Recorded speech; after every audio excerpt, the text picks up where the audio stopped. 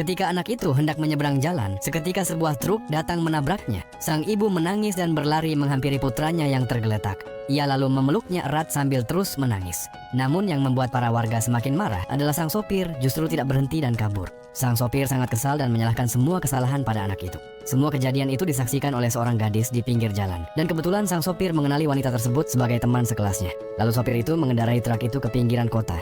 Sambil marah-marah, ia membersihkan darah di bagian depan truk untuk menghapus barang bukti. Keesokan harinya, sang sopir bergegas ke rumah gadis itu. Ia mencoba memanfaatkan hubungan lama mereka sebagai teman sekolah untuk memohon agar gadis itu tidak melaporkannya. Namun gadis itu dengan berani berkata bahwa ia sudah menulis surat bukti kepada polisi. Mendengar hal itu, pria itu menjadi sangat marah. Ia langsung menerobos masuk rumah dengan memecahkan kaca jendela. Setelah membuka pintu dari dalam, terdengar suara tangisan wanita yang sangat menyakitkan.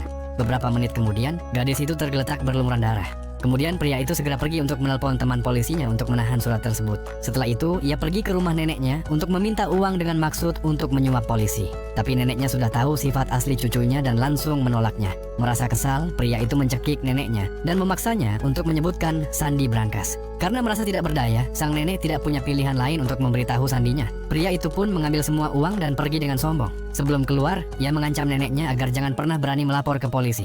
Sementara itu, gadis yang terluka ternyata masih hidup. Dengan susah payah ia merangkak keluar dari hutan. Beberapa anak yang melihatnya segera memanggil polisi dan membawanya ke rumah sakit. Di sana, gadis itu kembali melaporkan semua kejahatan sang sopir.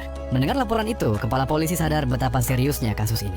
Ia langsung mengirim detektif legendaris untuk menyelidikinya. Tapi saat itu, sang sopir sudah lebih dulu memakai uang hasil rampasan untuk menyuap geng lokal agar melindunginya.